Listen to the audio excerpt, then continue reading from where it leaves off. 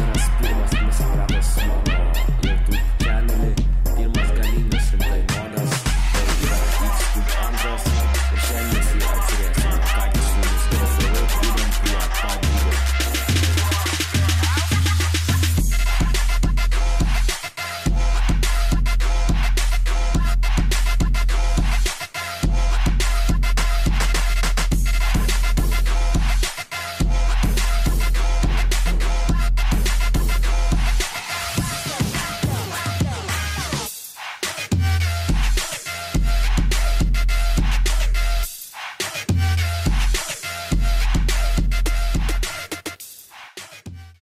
Šiame video nusprendžiam nedelsti ir iškart prieiti prie mūsų close-upo, pažiūrėti kas kaip, ką jis sugeba, kokios funkcijos, koks čia čipas, kiek vatų, minimali varža, didžiausia varža, kiek vatų ir taip toliau. Tai kągi iš karto judame prie šito grožio. Kągi pažiūrėkime iš karto, kas šitokio, kaip tada jis iš visų šonų. Štai toks aparatas. Priekiniai pusėje matome jo pavadinimą, matome kiek jis turi vatų, kokios dar yra jo funkcijos, kas yra labai įdomus su Bluetooth 4.0, labai gera funkcija temp kontrolas, štai toks neįprastas mygtukas, iš viso šono, per visą šoną galima laikyti ir taip, kaip tik nori. Iš galo mes matome smog, iš apačios mes matome ventiliaciją mūsų baterijoms atvėsinti, iš apačios mes matome micro USB. Jis skirtas tik tai, kad galima būtų updatint mūsų versiją, bet nekraut, per jį kraut nepaeis nekaip. Iš viršaus mes matome mūsų patį ekraną, mūsų 50 sriegį, plus ir minus mygtukus štai šitoj vietoj. Ir kągi štai apžiūrėjome kiekvieną jo pusę. Kągi šio bokso parametrai yra 100 mm, štai čia į viršų, 25 mm štai šitoj vietoj ir 60 mm žiūrim štai taip. Į šitą mūsų boksą dedasi dvi baterijos, 8650 dydžio, štai čia atsidaro toks kaip kapotas ir matome dvi mūsų baterijas. Čia mažiausiai galim duoti 20 A bateriją, šiaip geriausia duoti VTC 5 Festo arba Samsung 25R. Kaip dabar matote pas mane, štai čia pavadinimas. Štai tokių gražių būdų jos išsitraukia. Kaip matome, yra mūsų tas populiarusis laidelis baterijoms ištraukti. Biškiai šoko. Tai vat, kaip matome, pliusas, pliusas, minusas, pliusas, minusas. Mūsų pats dangtelis laikosi ant 4 magnetų, 2 čia ir 2 ant mūsų pačio dangtelio. Įsidedam baterijos kaip ir visuose moduose su tokiam virvutėm, tai reiškia pliusų į apačią iš karto. Štai taip, virvutė turi eiti po apačią iš karto. Toliau pliusas į viršų, minusas į apačią. Štai čia matome pliusą ir štai tokiu būdu dedame. Kaip matome iš karto, mums sako Smoke labas. Ir tada kągi iš karto prieikime, man rodo, prie pat įdomiausio, tai prie ekrano ir prie jo galimybių. Kągi viršų mes matome nelabai mums įprastą ekranėlį, nes dažniausiai ekranai būna arba iš šono, arba iš čia, arba iš čia, o viršų mes nelabai kada juos matėme, bet gal jie pabandė, gal jiems netgi ir pavyko padaryti ekraną būtent šitoje vietoje, nes tai yra iš tiesų patogu, pasinaudojau biškai šitą funkciją, ta prasme funkcija ekranas iš viršaus ir man patiko, nes kai tu gali nematė, kiek tu vatų esi pastatęs, kas kaip vyksta, šiaip viskas, man rodo, jiems pavyko. Tada toliau, kas čia, dar labai neįprasta, kad čia, būtent čia yra 2 mygtukai. Kaip ir minėjau, kaip kartu mygtukai nesurana, tai būna dažniausiai iš šono. O čia mygtukai yra iš viršaus. Aišku, man nelabai patinka, kad šitie mygtukai yra labai maži, kaip matome šitoje vietoje, ir galima nepataikyti, arba ten dar kažkas, va čia man rodo toks mažas minusiukas. Šiaip dar, kaip pastebėjau, kad dažnai pakrypsta ekranas. Štai būtent šitoje vietoje, kaip matote, jis biški pakrypęs. Gal per kamerą tai nelabai parodysi, bet jis iš tiesų yra biški pasikėlęs, nes stovi ne per centrą. Tai gal tai irgi tokia yra maža klaidelė svogo, kad nelabai gerai juos įmontuoja. O šiaip modas iš tiesų galingas, iš tiesų labai patvarus. Tada gal dabar prieikime prie jo funkcijų ir prieikime prie pat ekrano. Kągi, šis modas yra nuo 6 iki 160 vatų. Kaip matome, mūsų vatai šoka iš tiesų labai greitai, dabar reikia biškai palaukti. Ir Kaip matome, galima labai greit nustatyti nuo minimalių vatų iki didžiausių. Kaip matome, štai eina. Ir štai mažiausia, kas yra 6. Daugiausia yra 160. Kaip matome, ant mūsų ekrano yra labai daug visokiausios informacijos. Tai kągi, kaip matome, štai čia yra mūsų baterija, čia yra mūsų naujausia funkcija. Šiaip smokai labai dažnai naudoja tokią funkciją kaip Bluetooth'as 4.0.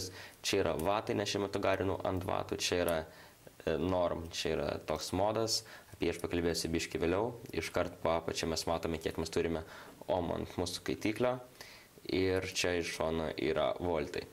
Tai ką, tiek rodo mūsų pagrindinis ekranas, dabar pereikim greitai per visas jo funkcijas. Kągi, atėjo laikas ateiti į mūsų patį meniu, mūsų patį svarbiausią, mūsų patį maistą, patį softą. Kągi, kad patekti į mūsų meniu reikia paspausti 3 kartus. 1, 2, 3. Štai mes esame jau pačiam meniu. Čia galima išsirinkti iš visokiausių 6 funkcijų. Pirmas pasirinkimas tai yra BTH, tai yra Bluetooth'as, galima nustatyti jį palaikius arba paspaudus ilgai Fire mygtuką. Po to galima nustatyti Turn On arba Turn Off. Galima atsiųsti programėlę Android Market'e arba App Store ir naudoti apšvietimo arba vatų padidinimui. Toliau yra Mode. Palaikius biškį mygtuką nueiname į VAT Mode. Toliau VAT Mode galima surasti Hard, Max arba Min. Arba soft. Šitą pabandžiau ant viso šito, nieko, žinokit, nesikeičia, tad mano funkcija nelabai yra reikalinga. Kitas yra temp mode. Nuėjus į temp mode galima surasti irgi hard, max arba min. Irgi nieko nesikeičia, kaip pabandžiau jau. Toliau nikel. Galim nustatyti mūsų varžą, štai perjunginėjimas, kad būtų viskas tiksliai. Toliau palaikius galima surasti SC arba DC. Čia yra single coil arba dual coil. Nežinau, ką jie tai padarė, bet gal kažkom skiriasi. Būtent šios funkcijos nesu išbandęs. Ir paskutinis yra memory mode. Galim nustatyti min, soft, norm arba hard, irgi nieko nesikeičia. Ir galim nustatyti mūsų funkcijas M1, M2, M3, M4 ir taip toliau su skirtingi vatais. Pavyzdžiui, pas jūs yra 5 kaitikliai, vienas RBA, vienas RDA, kitas paprastas nautilas koks nors. Ir jie norite garinti 20 vatų, kiti norite garinti 150 vatų. Ir galim nustatyti kiekvieną iš mūsų funkcijų. Toliau yra LED'as. Tai yra mūsų tiesiog mygtuko apšvietimas. Galim nustatyti labai daug visokiausių spalvų, speed, taip pat, kaip matote, štai jis taip šviečia gražiai. Toliau yra puffs, ir jį palaikęs biškį mygtuką galima surasti, kiek mes galime įtraukti įtraukimų į plaučius. 1, 2, 3, 4, 5. Jeigu mes viršėme šitą nustatytą mūsų skaičių, tiesiog kaitiklis nebeveiks, nesiduos jokia galia į kaitiklį, tiesiog kaitiklis nebeveiks. Norint išjungti, tiesiog reikia iki pat galo, iki 0 datempti ir rašysis never. Ir puff reset spaudžiame taip ir laikome mygtuką. Ir kaip matome, galime toliau garinti, kiek norime kartų įtraukus į plaučius. Arba į burną, čia jūs žiūrint, kaip jūs garinat. Toliau pas mus yra settings, čia galima nustatyti irgi visokiausių scroll time'as, kontrastas, galima, kad verstųsi mūsų ekranas, taip pat galima nustatyti laiką. Štai tai viskas čia atrodo.